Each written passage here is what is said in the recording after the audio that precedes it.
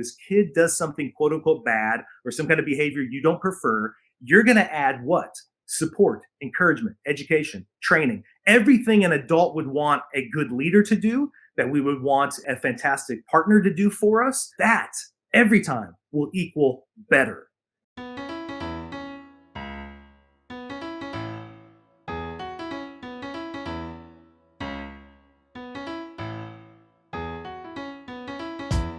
"83% of Americans identify as not very happy, which can hold you back and negatively affect your relationships and your business. On this podcast, we discuss the proven steps to happiness so you can restore balance and rekindle your joy.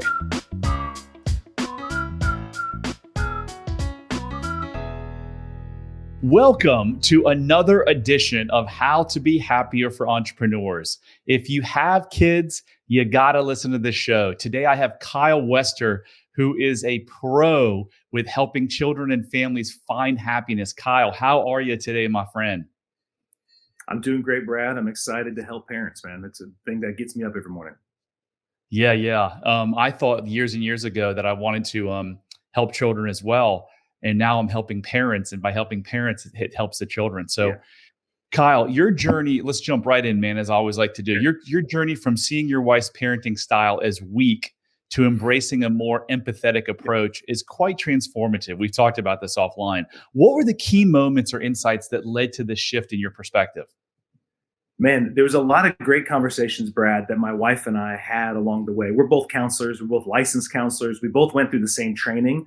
But as my wife was working with kids who'd been sexually and physically abused, she was learning all of these like amazing tools that were helping parents move away from fear-based, shame-based techniques that a lot of us grew up in our own homes using, right? And she would come home and like give me these little tidbits, and I'd be like, yeah, that's not going to work. I mean, that's cute that you're doing that at the place you're doing. And I was an elementary school counselor, Brad, and I was thinking, man, if I could just whack this kid, or this kid needs to get really, I was thinking of all these ways we did. And then as I got to know these families, those kids were actually the ones I had the biggest problems with, were the ones living in homes. It wasn't really a problem, Brad, until we had our own kids. Then as we had our own kids, and then my wife started really putting her foot down. She's like, I really don't want a home where you are screaming at our kids all the time, that your main tool is intimidation. I don't want that in our house. And I thought, okay, you're saying that now when they're little because they're sweet and cute and you're good with babies. But as they start to walk and talk and they can actually hit you or yell at you, that's when I'm going to step in. Because I don't know, Brad, how you're going to be needed.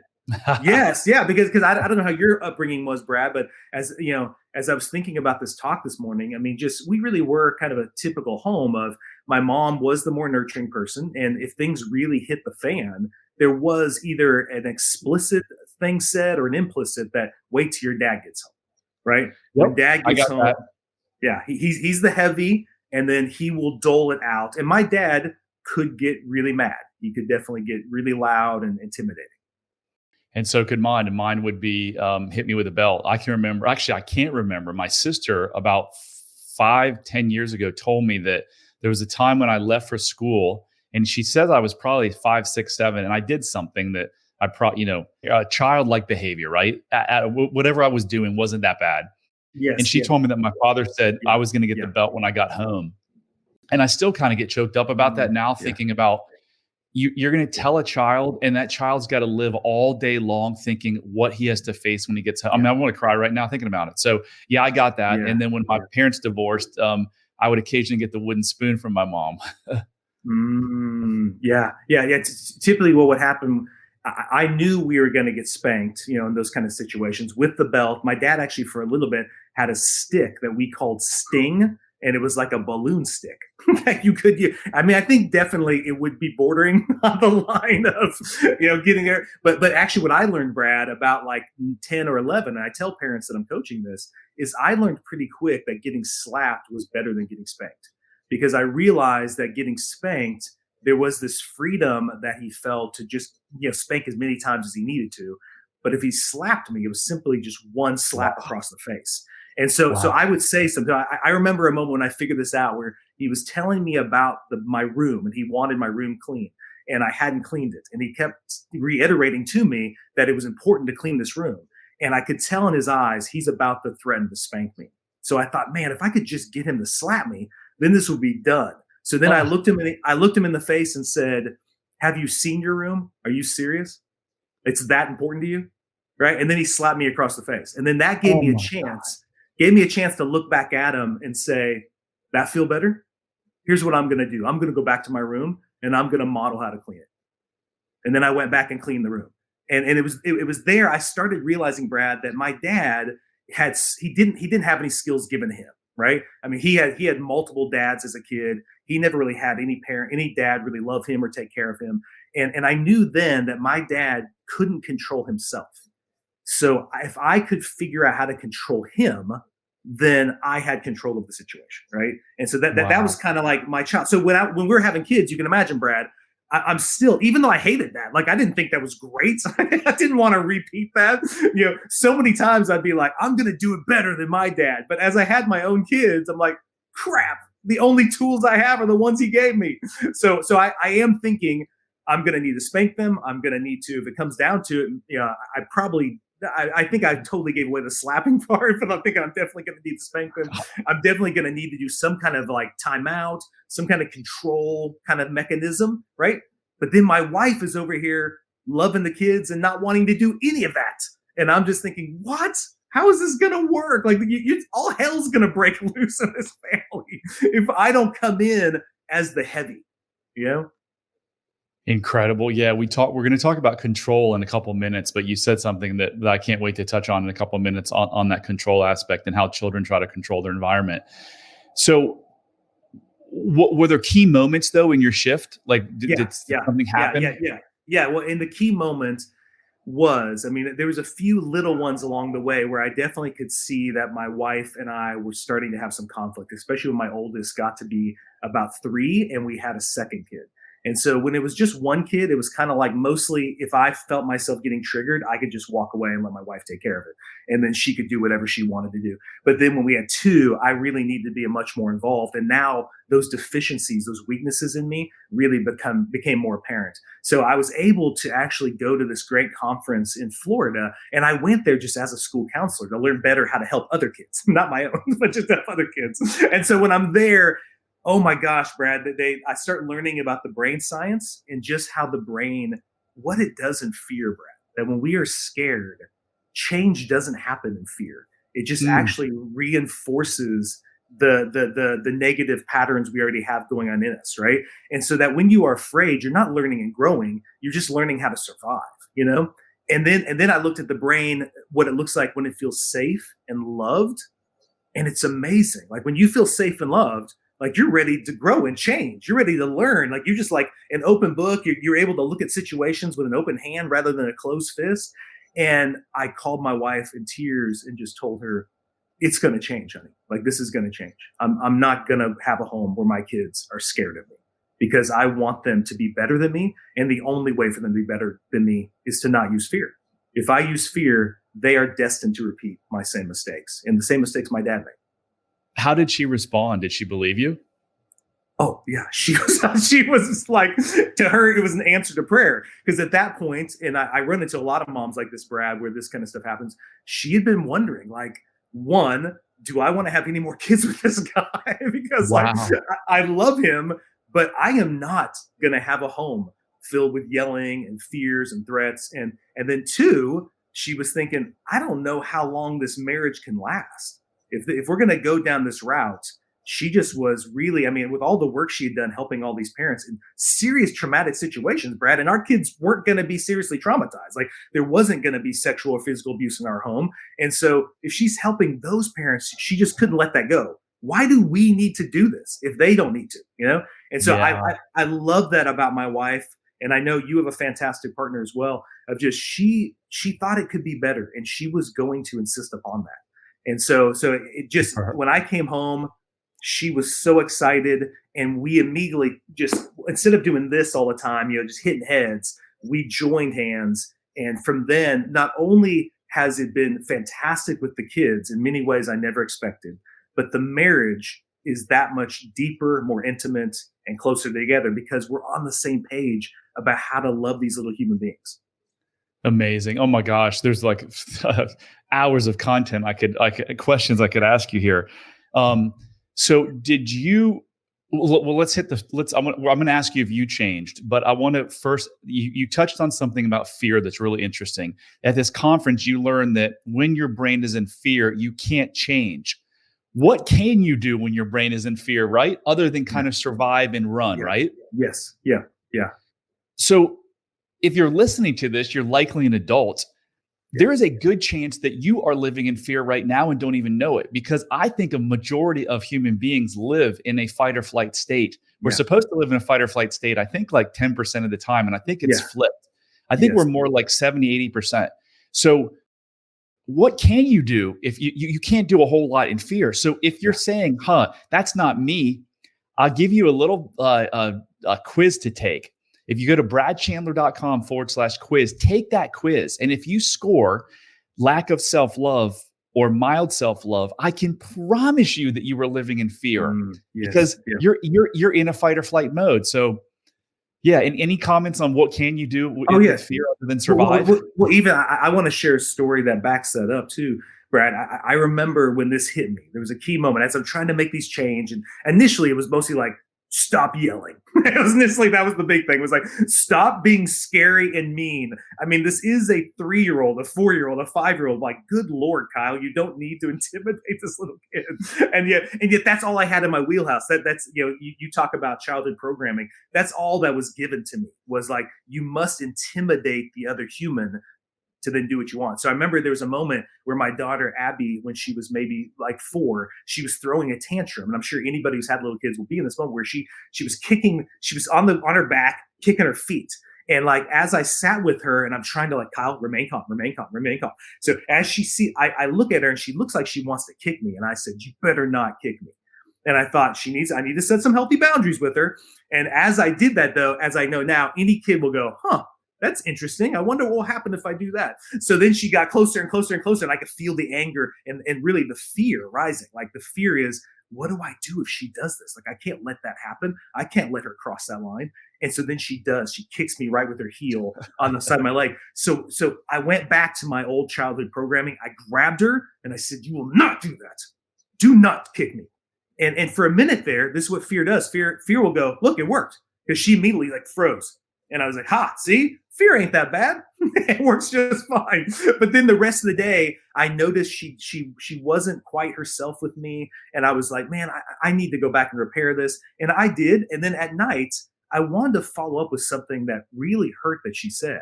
And what she said when she was throwing the tantrum was, I love mom more than I love you.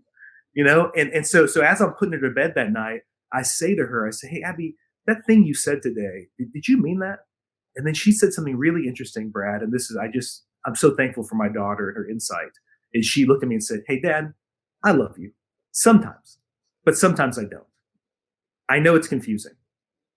And I sat there for a minute. I didn't know what to do with that. So I just sat there. I just received it, just held it, kind of my thoughts for a moment. And as I was climbing down her ladder from her loft bed, I felt something say, she's just repeating what you said to her. That love is a token that you will trade for good behavior, that you will take it away as quickly as you give it. And you're teaching her now at this young age that this is what we do with love. We trade it for you being the human I want you to be. And if you are, I'll dole it on you. I'll pour it on you. I'm sure you have felt that, Brad, before, where like when the kids are doing exactly what I want, I just want to like throw love on them. I'm like, you want to go get ice cream? You want to do whatever? But when they aren't acting the way I want, I'm like, okay, no ice cream today. None of this. So you immediately want to pull all that stuff that they think is very loving away from them in order to control them. And I know, love. Yeah, totally. And that's where I thought, do I think love is conditional or unconditional? What do I want it to be in my home? I want it to be unconditional. So it isn't just about not yelling. It isn't just about not intimidating. It's actually like what my daughter did was she expanded my understanding of what it meant to be loving in these conflictual moments. So did you ever tell her that you were going to only love her at certain points in time? No, Oh, no, that's it. no, I never, no, she totally, that's what I'm saying. Like these stinking kids are so smart. Like I didn't need to tell her that. She got it from my actions. yeah. So Yeah, and that's never something I would say to my kids because that's so toxic, but I sure was non-verbally saying it all the time. sure. So Kyle, it's the same thing that you and me and your daughter and every other human being on this planet does is they create a meaning around something. Yeah. So that meaning that love is conditional, had you not addressed that, that would be programmed into her implicit memory, buried in her subconscious mind. And then through all of her relationships for the rest of her life, she would have to believe that because that's what her mind believed, right? Yeah, totally. What could that turn into? Yeah. That could turn into codependency. It could turn into anxiety. It could turn into that is the crux of pretty much every psychological issue on the planet. Yes. Is we form a meaning, which they call a schema, and that meaning drives behavior, anxiety, drinking, whatever, because that behavior is actually the brain is telling them that if I can be anxious or drink or gamble or be addicted to work, it's even though it's bad for me, it's less painful than what I learned in childhood that love is conditional. Yeah. So all you have to do is go back and figure out that, wait, was that really true? No, it wasn't true. And then boom, as soon as you can do that, all of those quote symptoms, the anxiety, the drinking, the sex, the work addiction, they just go away, right? Yeah. Yeah. It's amazing. Well, you know what else it leads to is that's where all the sibling conflict comes from too. Yeah. Is those messages early on is why like really, and I'm just telling your audience and telling you, our siblings don't deal with sibling jealousy or sibling rivalry. That's just not something in our home because love is freely given. It's not something they have to put somebody else down to get, or they're not competing with their brother and sister to somehow get more of our love. It's always freely given, not because of what they've done, because of who they are, because they're ours, because they're our kids. And so every day it's there. If they want it, we just pour it on them. So they're not fighting each other. So I think that's a real outcome I never expected, Brad.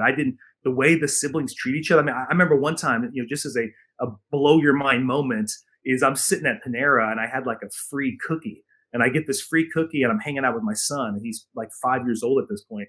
And I say, hey, son, I don't want the cookie. You can have the cookie. And he said, cool. Can you cut that in half? And I said, why? I want to give the other half to my sister.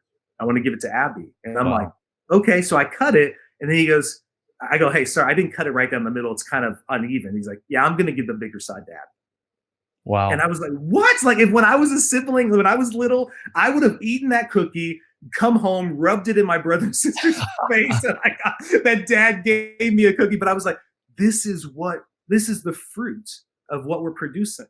Is they're constantly thinking not only of themselves and what they want, but also about the other and about how much they love and care for their siblings. It's awesome.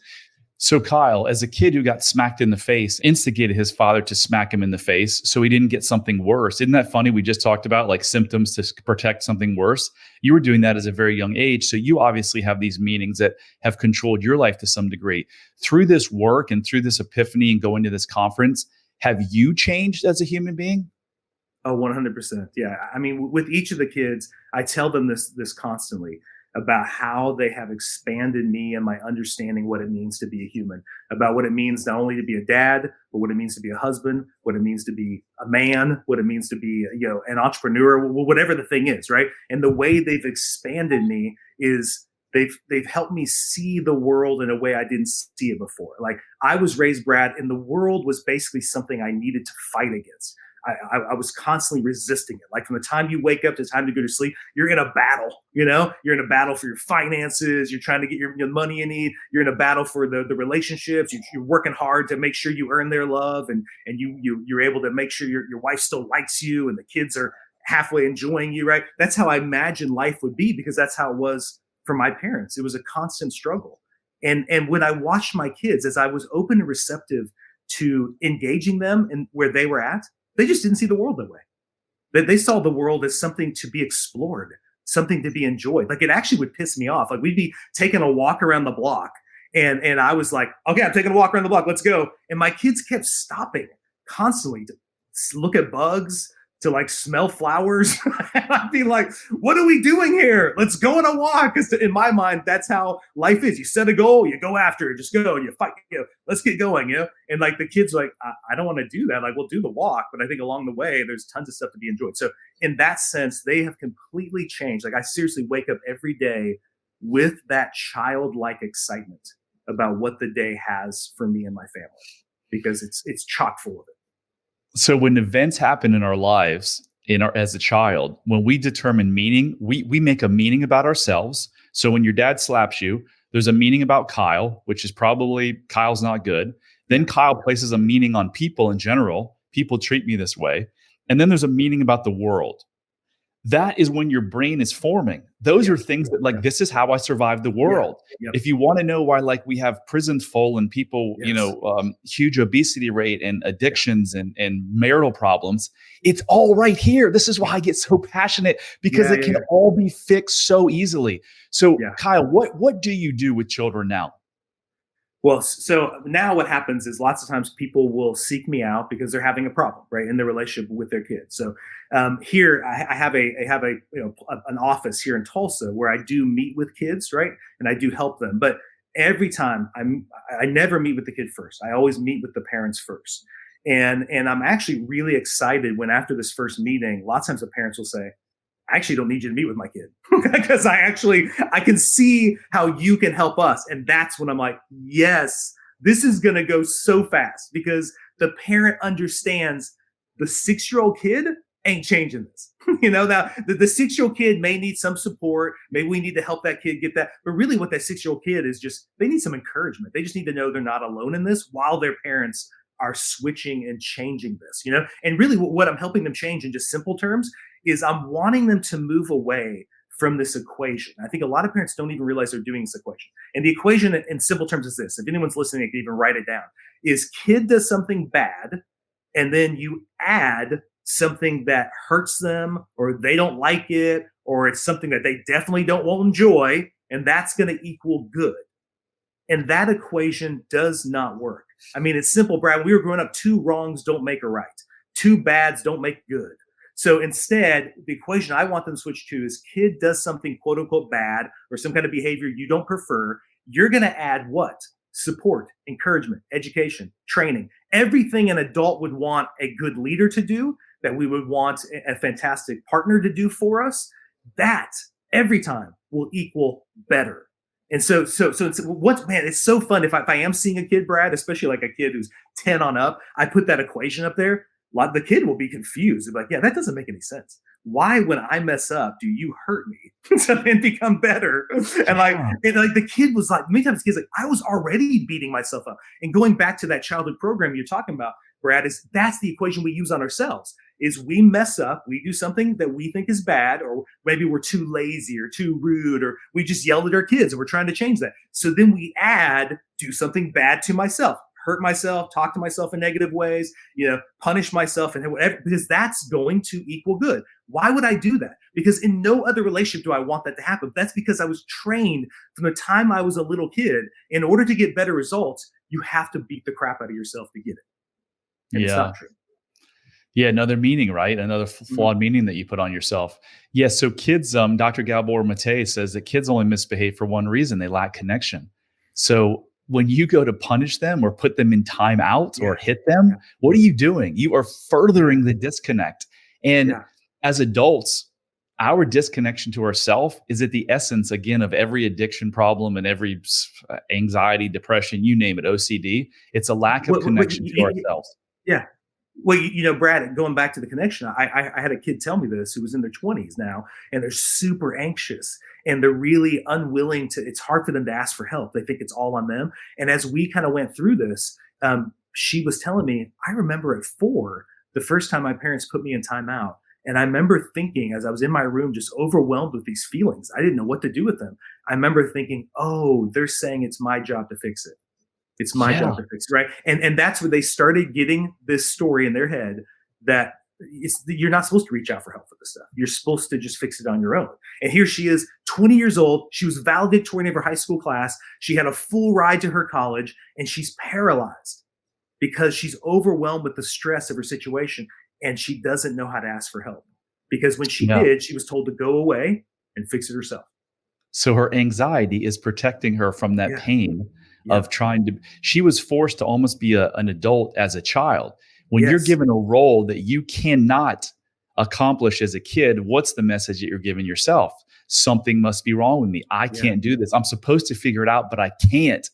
Yeah. So, man, fascinating stuff. Yeah, I have this saying that if you have kids with behavioral problems and you want to know the cause, just grab your spouse by the hand, walk into the bathroom and look in the mirror. Yeah. And notice that I said cause. I didn't say it's your fault, because it's not your fault. Just like it wasn't your fault, Kyle, and it wasn't my fault that I created two kids with anxiety.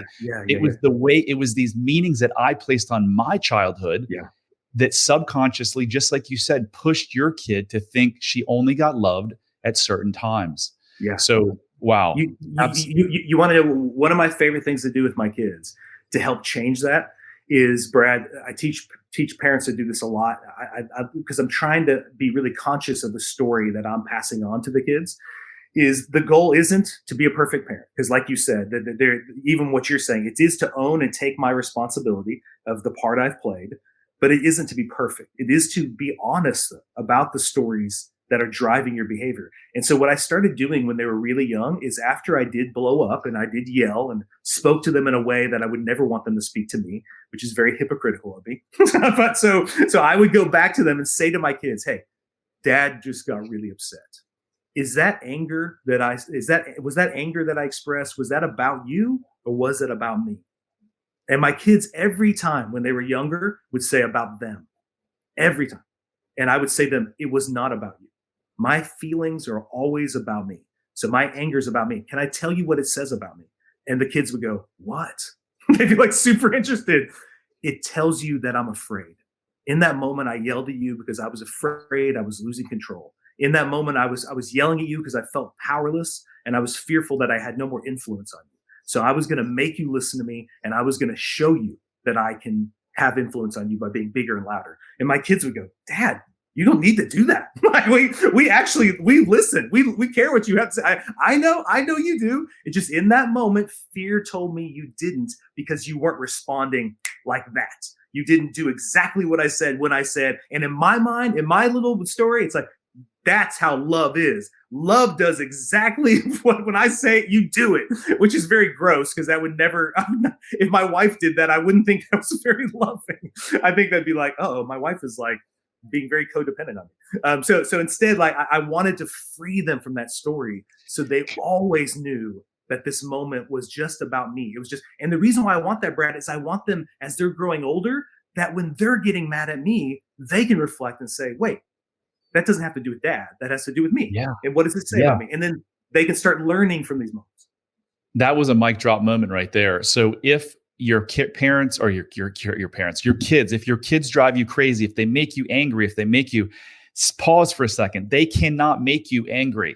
Yeah. You are angry or sad or frustrated because of the way that you feel about yourself, or because of the meaning that you're placing on that.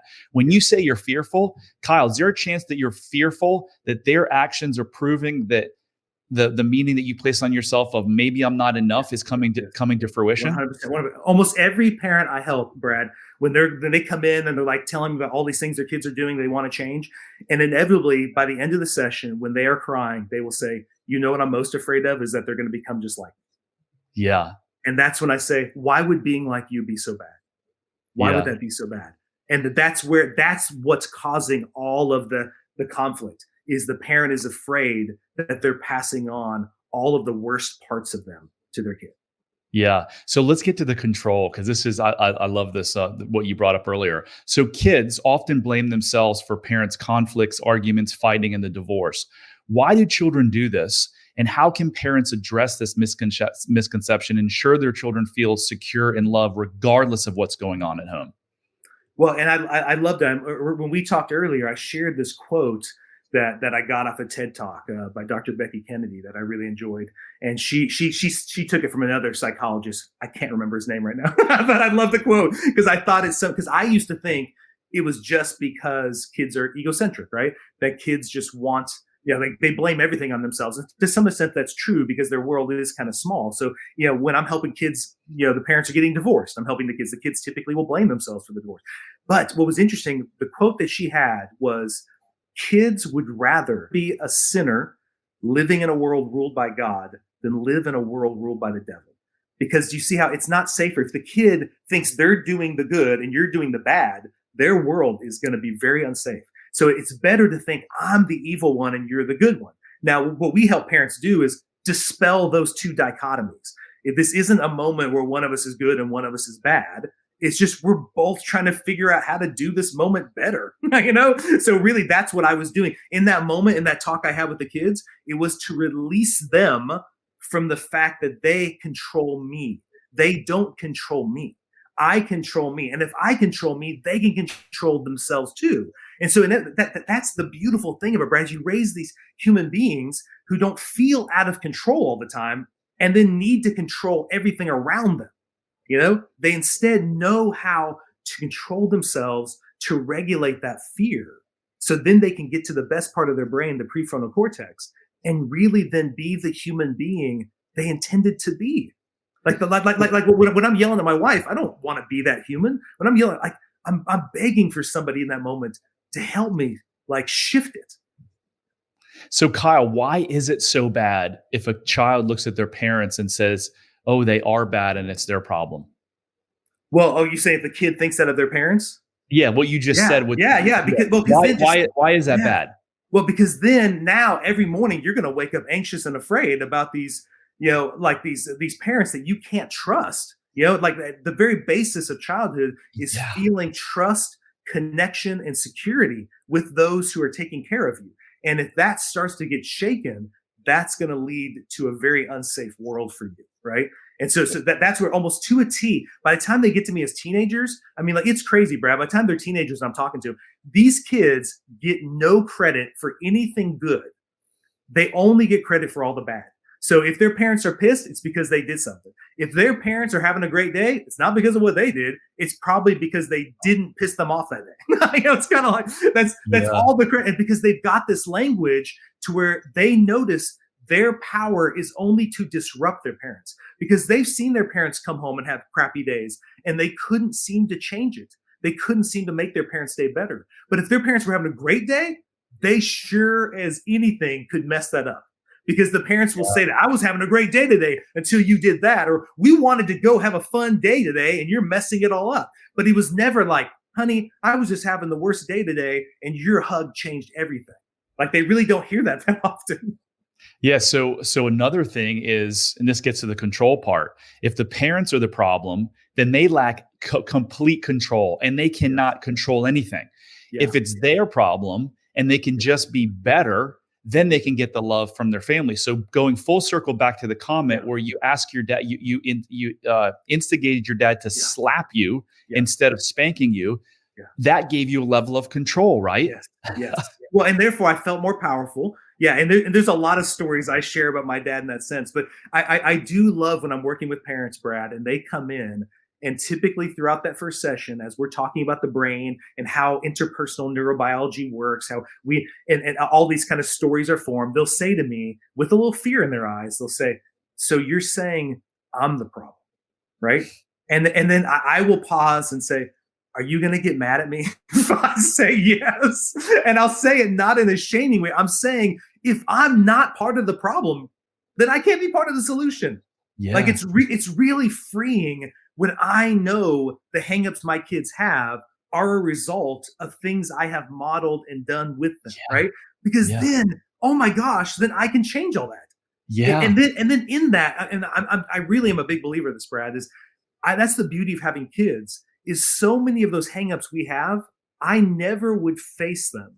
I would never choose it because they'd be too scary if I didn't first see them in my kids. Then when I saw them in my kids, Brad, I'm like, okay, something needs to be done here. I'm going to need to do something about this. And then in loving, this is the beauty of how relationships work. As I'm loving my kids through that very thing that I have given to them, that very hang up that I've passed on, as I love them and I journey with them through healing that, I actually am loving myself and journeying to healing with myself. And so it's really cool how the kid becomes this conduit in healing you. And it's actually what the kid wants. The kid wants you to be a healthier and whole human being. And they would love to be an instrument of healing rather than an instrument of torment and hurt in your life. Yeah. So if you have kids with behavioral problems and there's chaos in your house, just know it's not your fault. It's not your fault because you didn't have the awareness, at least till today when you listen to the show.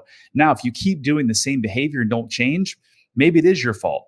But there is a better way. There's a way out of this that doesn't take years of therapy. Kyle and I both have quite amazing methods for turning around things in a quick way. So as we end, could you give us kind of a quick story of a super cool client success story that you've Yeah. Well, you asked me this before when we talked. I'm saying there's so many, Brad. I'm thinking of so many dads, right? But here's to me what success looks like. Is a lot of times dads have gotten this message that they can't do what was done before. Like lots of dads now, lots of wives are like, we listen. There's a way to do this better. So lots of dads will come and they'll start working with me and they'll be like, okay, I'm going to stop yelling. I'm going to be more intentional about connection. And we'll be doing some of these skills I teach them. Right. And so I remember this one dad just recently, I was having coffee with him. He was telling me about this and he was saying, man, Kyle, I've been doing all this stuff you've been telling me, but you know what will happen is I will purposely say, okay, my kids keep wanting to spend time with me. I'm going to stop at 5:00. I have a home office. I'm going to go downstairs. I'm just going to love on my kids. And he's like, you know what happened though? It really surprised me. He was like, man, I went downstairs and they were down there making pizza with my wife. And I start jumping in and I immediately start cutting the pizza. Right. And like my 4-year-old is mad that I'm not cutting it right. So he starts hitting me. And then I'm like, what are you doing? Right. And I immediately, the triggers in my head of like, he can't do this to me. I can't. So I start yelling and he's like, Kyle, pretty soon, everybody ends up crying. It's like, it was like, it sucked, dude. It sucked. But then he told me, here's where the success came in, Brad, was in the follow-up. Like, he's like, Kyle, I remembered I wanted to beat myself up all night. I wanted to tell myself how I sucked as a dad. Like I was telling myself, why did you ever stop at 5? You should have just kept working. It's the kids, the script was the kids are better off without me here. I should just keep, doing what I do best, which is work and make money or whatever, right? Support the family. And so he was battling with that story, but he was able to, through the coaching, not believe that story is true anymore, and then he's able to go back to his 4-year-old and he's able to engage the 4-year-old that evening, to be able to hug him, to be able to hold him and do exactly what I said of the whole idea of, hey, my anger isn't about you. I was scared. I was scared that maybe you guys don't want me around, right? And the kid was able to say, Dad, I do want you around. Really, all I was saying was you just weren't cutting it right. And I just wanted you to cut it different, right? And so I think for me, for dads and moms, Brad, I never am going to tell them how I'm going to create this scenario where you become this parent who never messes up, because I think that's gross. And I don't think it's helpful to your kids because your kids are going to mess up. So what I love to do is I love this dad's intent. He's changing some habits, but then he's like, he still needs some work. But even when he messed up, the real work happened after the mess up too. Yeah. It was like the only way he could have a successful time going down in that moment and changing it was through that connection later where he repaired it and he got rid of the toxic stuff that happened between him and his 4-year-old, And so that 4-year-old, Brad, I don't know if at 4, you ever had that moment with your dad? I'm going to tell you I never had that moment with my dad. I never had a follow-up conversation where dad came back and we learned how to grow and be better humans. No, and I was too scared of my father to ever put a hand on him. Oh my gosh. Yes. So we talked.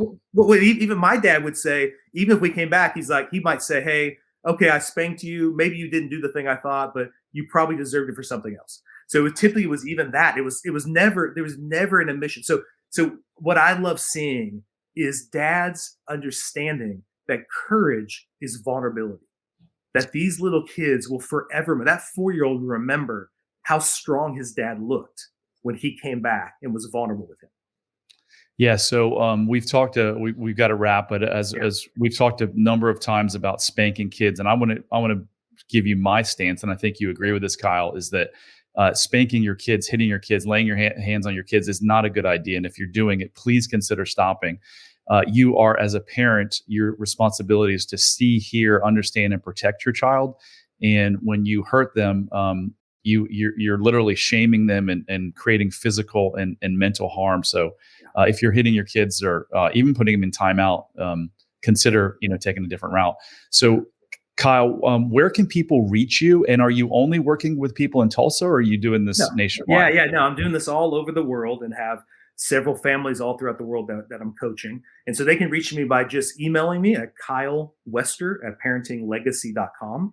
And of course, I know down in the scroll below, you have the website there, or they can also call me. So my number is 918-984-1555. And so they can give me a call. And then what I love to do is give the parents the tools that they're like, how do I do this? Don't have the tools. And it really is as simple as somebody coaching you through that. And really, I mentioned this to you, Brad, if I can say this last thing. I feel like with every parent I help, I'm really like an answer to prayer to my 10-year-old self. Meaning my 10-year-old me, I think my dad desperately wanted to be a better dad, a better parent, my mom as well. And I think at 10, I just wish somebody would have come alongside them and helped them be able to be that parent that they desired to be. But nobody did, or my parents weren't open to that, right? And so I really think every parent I'm helping, there is a 5, 6, 7, 8, 9, 10-year-old little kid saying, somebody please come help my parents be the parents they want to be. So I'd love to talk to you. So Parenting Legacy, you can find them. So again, if you're struggling with kids, you're probably struggling with yourself and you may not know it. So if you want to check the barometer on that, just go to bradchandler.com/quiz. And if you lack self-love or have mild self-love and your kids have behavioral problems, it's a good indicator that you need to do some work. And Kyle can help you with that. And Brad, if they want to check out the podcast, it's The Art of Raising Humans. So awesome. Yeah. Oh, awesome. Kyle, thanks for being on the show. That was freaking great. Thank you, Brad. That concludes another episode of How to Be Happier for Entrepreneurs. I'm on a mission to help 1 million people change their life and find the freedom and happiness that they deserve. So I need your help. If you can please share this, rate this, review this, anything you can do to help me get this message out, I would forever be grateful. Love heals all. Take care, guys. Hit subscribe if you don't want to miss out on more life-changing content. And if you're struggling, you don't have to.